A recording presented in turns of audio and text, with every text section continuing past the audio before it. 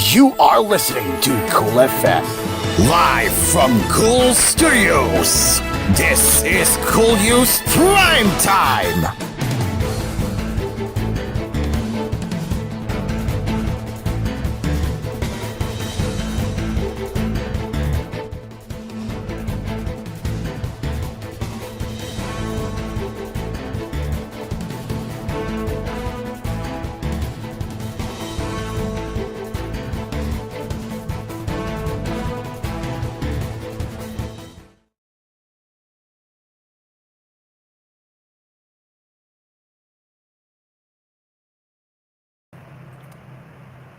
Okay, take two. At 6 p.m. today, Tropical Storm Binica entered the Philippine area of responsibility and was assigned the domestic name hashtag for the PhD Philippine Atmospheric Geophysical and Astronomical Service Administration, Pagkasa said in the weather advisory. Based on its 4 p.m. weather bulletin, Ferdy had maximum 5 kilometers per hour and gustiness of up to 105 kilometers per hour. Its troop is currently forecast to affect parts of Luzon until Saturday morning.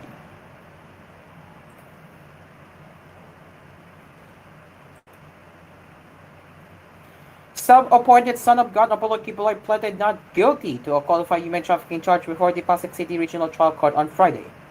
The embattled founder and leader of the Kingdom of Jesus Christ appeared before the court for the first time for his arraignment and pre-trial. He pleaded not guilty, said Kibuloy's legal counsel, attorney Israeli Taron in a brief embassy interview. Asked why his client pleaded not guilty, he replied, "He has no fault, of course, that's all." Kibuloy is facing non-bailable qualified human trafficking charges under Section 4A of Republic Act 9208 as amended. The case was filed at the Pasig City RTC Branch 159 in April. Other accused were Jacqueline Roy, Saracen de Canada, Pauline Canada, Ingrid Canada, and Sylvia Samanes. Both were charged with trafficking in human beings and trafficking in people. Kibuloy was arrested on Friday on charges of trafficking in human beings and trafficking in people. Kibuloy was arrested on Friday on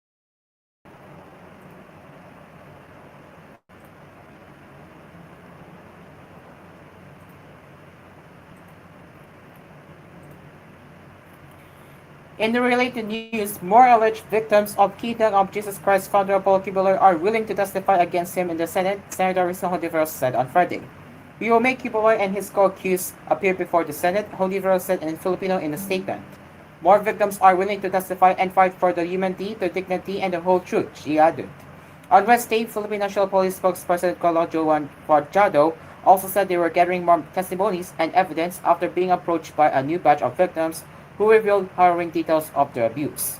Forjado said the victims, some as young as 12 to 13 years old, were allegedly assured by Kibuloy that they remained pure and intact because they had sex with the Spirit of God. Kibuloy also allegedly warned the victims that an angel of death would go after them if they would break the code of secrecy. In January, Hontiveros panel heard the testimony of one of Kibuloy's alleged victims, when the alias of Amanda, who is the first to break her silence publicly about Kibuloy's alleged sexual abuses. Hontiveros take Amanda for her courage, which she said inspired more victim survivors to fight for justice. She was first to testify in public through the Senate to reveal the systematic rape, abuse, and exploitation committed by, she said. Kibuloy and four of his subordinates, Jacqueline Roy, Ingrid Canada, Sarah Canada, and Sylvia Samanes, were arrested last September 8 at the KGC compound in Davao City. They have been detained in the PNP Coastal Center since then. Another suspect, Pauline Canada, was arrested in July. Kibuloy and his co-accused are facing a human trafficking case before Pasig City Court, while they also have child abuse cases in the Quezon City Court.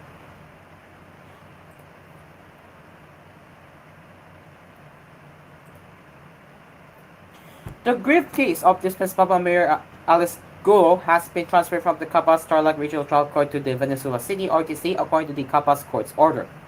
Based on the order issued by Capas, Tarlac RTC Branch 109, the case was transferred to the Venezuela City RTC for further proceedings. The case was transferred to the Venezuela City RTC for further proceedings. The document cited Section 2 of Republic Act No. 10660, or an act strengthening further the functional and structural organization of the Sandigan Bayan, as the reason for the case transfer. It explained that government officials classified as having a salary grade of 27 and above cannot be filed with a case under the jurisdiction where they held a post. This covers provincial governors, vice governors, members of the Sangguniang Palalawigan, and provincial treasurers, assessors, engineers, and other provincial department heads, city mayors, vice mayors, members of the Sangguniang Pangsulud, city treasurers, assessors, engineers, and other city department heads, among others. Furthermore, the order said that Go was supposedly scheduled for an arraignment and pretrial on Friday afternoon for a grab case, but it was cancelled due to the lack of jurisdiction. Tolentino, in an interview with reporters, said there will be a raffle on Go's case at the Venezuela RTC to determine the judge and branch that will handle the case. According to the senator, the Venezuela City RTC is the nearest court where Go's case can be transferred. He said the court in Nueva Vizcaya is not viable as it is too far from her current detention center in Quezon City. In a post on X, Tolentino thanked the Capas Tarlac RTC for the transfer. I would like to thank the Regional Trial Court of RTC Capas Tarlac Branch 109 for transferring the case of Alex Guo to the RTC of Venezuela City, as this is in conformity with Republic Act 10660. The arraignment today will be rescheduled. Mabuhay ang Dridri, the post read. Meanwhile, in a separate post on X, Senator Sherwin Cajillian hailed the legal prowess of Tolentino. Thanks to the legal prowess of Senator Francis Tolentino, the case of Guo Huaping, aka Alice Guo, which is criminal case number 10060-24 and 10061-24, PB versus Alice Laguo, is on its way to Venezuela City RTC, Cajillian said. This comes full circle as Guo Huaping allegedly lived in Venezuela, her registered address in Venezuela City. She went to Chinese school near Venezuela. Now her case will be tried in Venezuela City, he added.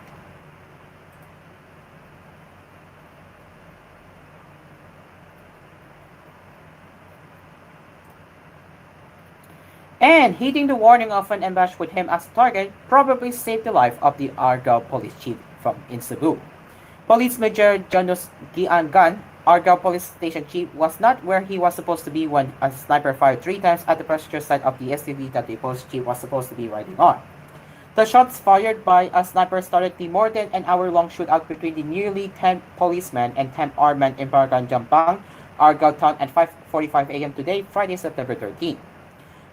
Guiang Gan and his team of policemen were there to serve a warrant of arrest for selling illegal drugs against Jolene Guevara alias Geraldine. Guevara is a man suspected to be a hitman and a member of a crime group involved in illegal drug trade and robberies. Before they were ambushed by the 10 armed men, the policemen checked a previously discovered tunnel near the area. When they saw that it has been closed up, they proceeded to arrest Guevara at his residence. But as they neared the area where Guevara's residence was located, Major Giangan heeded an early warning of an ambush and decided to get off the SUV he was riding on. 2 men stayed inside but not on the passenger side, while the remaining members of the police team decided to walk heading to the house of Guevara. The SUV continued on slowly while policemen walked near the vehicle. As they neared the house of Guevara, the sniper opened fire, followed by the other members of the armed group. One policeman was hit in his chest but survived as he was wearing a bulletproof vest. Patrolman Joseph Burma was thrown to the ground due to the impact of the bullet hitting his vest. He suffered a dislocated shoulder because of this and some cuts on his face when he landed face first on the ground. Guiang said that during the shootout, they managed to pinpoint Guevara, the subject of their operation, and pursued him as he ran towards the tunnel entrance. Their policeman shot and killed Guevara, who was also firing at the policeman with his pistol. Giangan said they called for rescue and reinforcements from the regional police mobile force and the provincial police mobile force as the shootout continued between the lawmen and the group of gunmen. But after an hour, with their immunization running low, Giangan decided to withdraw, and as they withdrew from the area, the gunmen relentlessly fired at them. Both Guevara and Burma were rushed to the nearest hospital for treatment. Guevara, however, was declared dead on arrival by the attending physician. Meanwhile, Burma is being treated as of this Friday.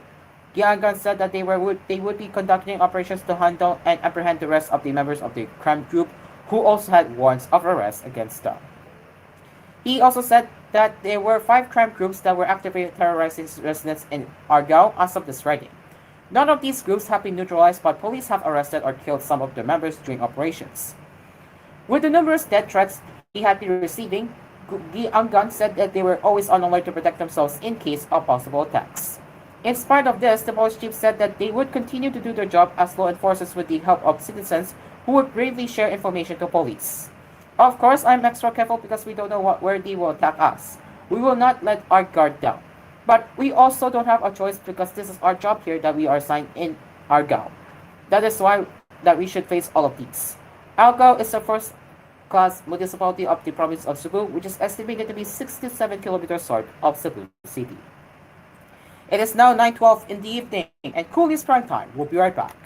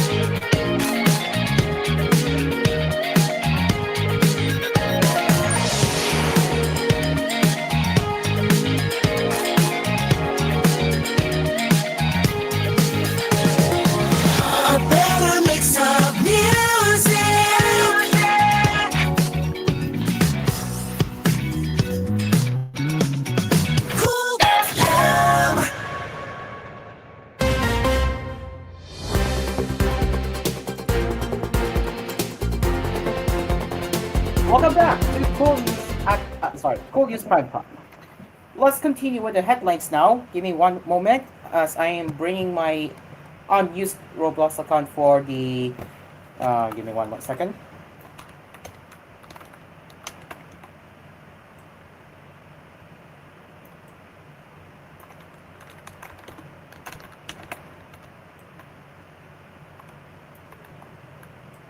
Okay, let's continue with the headlines.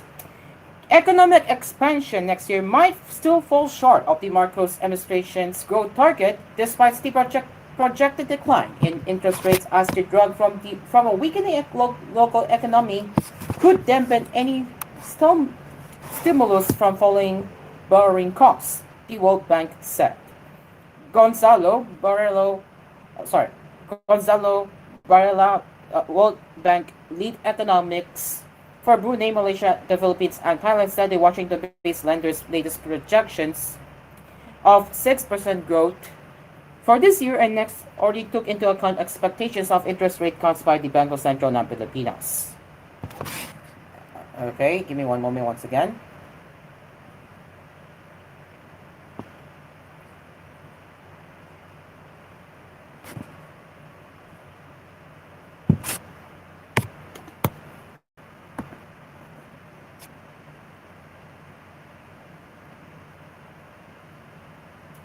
The latest outlook shows a slight upgrade in growth expectations. In an earlier report this June, issued in June, the World Bank had projected growth to hit 5.8% this year and 5.9% next year.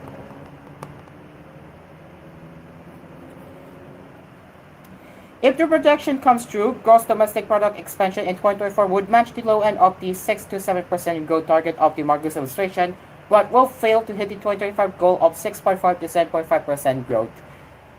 While the easing of monetary policy could boost consumption and private investments, Varela said the Philippine economy would not be spared from the impact of sluggish global. Give me one moment.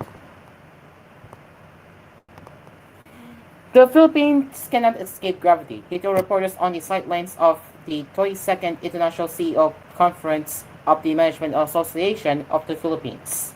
So even if, on the one hand, you have expectations of PSP loosening monetary policy and that will stimulate consumption and investment, at the same time you have a global economy that is going to be slow. It is going to be more difficult to navigate, he added. At its August 15 meeting, the Policy-Making Monetary Board slashed the benchmark interest rate by 25 basis points to 6.25%. That kicked off what Governor Ili Remola Na Jr. had called a copyrighted easing cycle while hinting at another cut of the same size earlier either at the October or December meeting of the Monetary Board. By reducing borrowing costs, the BSP wanted to boost consumption, a traditional growth driver. World Bank's Varela said similar moves by the U.S. Federal Reserve could give the BSP some space to further slash rates. But those rate cuts work with a lag, meaning these adjustments would take months to be fully absorbed by the local financial system. That said, Remola explained that the relevant policy horizon is 2025.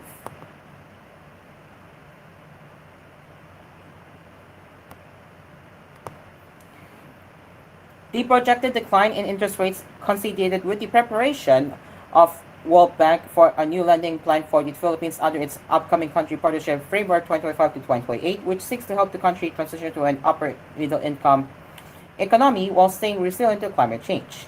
Varela said World Bank would likely launch the fresh financing program for the Philippines by early 2025. While he did not say how much the bank is planning to lend to the Philippines, Varela said the program is expected to expand. But once the Philippines reaches the upper middle income economic status, it would lose access to congressional interest rates offered by official development assistance loans. Still, Varela said there are ways for the Philippines to secure cheap financing from World Bank when it climbs the income bracket. We can bring in not just our financing but also trust funds from donors so that we can support the Philippines in a way that interest rates end up being reduced. Because we can blend a grant with loans, Varela said. For example, you have a loan of 100 million, a loan of 90 million that you complement with 10 million of a grant. So you end up with a financing envelope of 100 million, but you only pay on the 90 million, he added.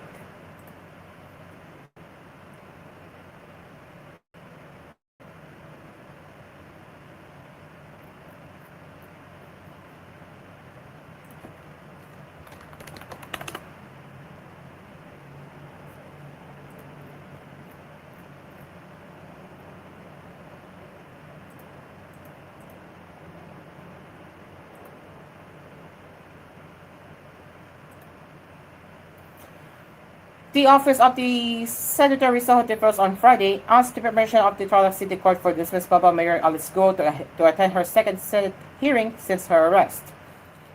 In the letter dated September 13, the Senate Committee on Women, Children, Family Relations, and Gender Equality requested Judge Ronald Leo Haban of Capas Tarlac to allow Guo's presence at the next hearing. The committee would like to respectfully request Your Honor to allow Guo Huaping alias Alice Guo to appear before the hearing of the committees, the letter stated. The next hearing is scheduled for September 17, Tuesday.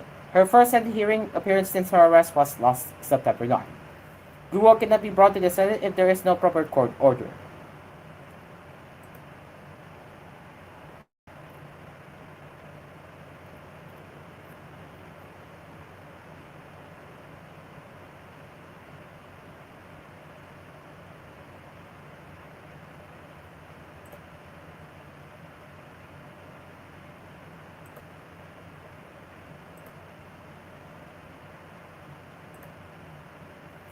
And Senator Joel Villanueva on Friday said that he disagrees with the House panel on appropriations move to cut the 2025 proposed budget of the Office of the Vice President by over half, emphasizing that consistency and tradition in the House of Representatives must be upheld.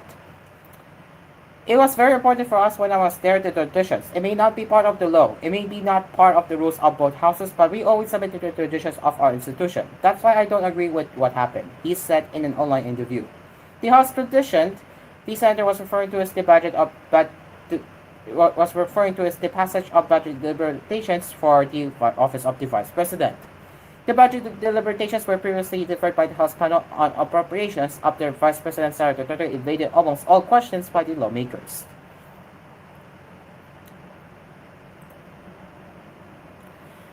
And finally, let's get into the showbiz happenings.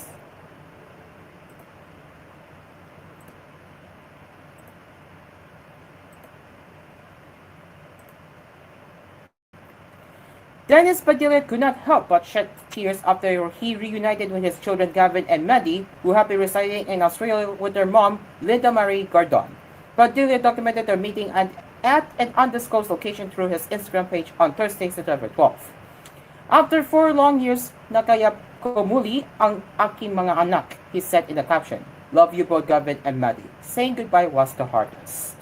The actor also showed the letter Gavin wrote for him, which reads, Happy Father's Day, Papa. I just want to know that I love you and I miss you so much, and I'm so happy to see you after 4 long years of not being with you. This letter really broke my heart. Tears overflowed, Padilla said. Love you so much, anak. My dearest Gavin Simon, you grew so fast. The way you talk, move, and think, the actor continued in the separate post. Love you, my son. Umagos ang aking mga hula nang mayakap kita muli. 4 na taon. Salamat sa Diyos.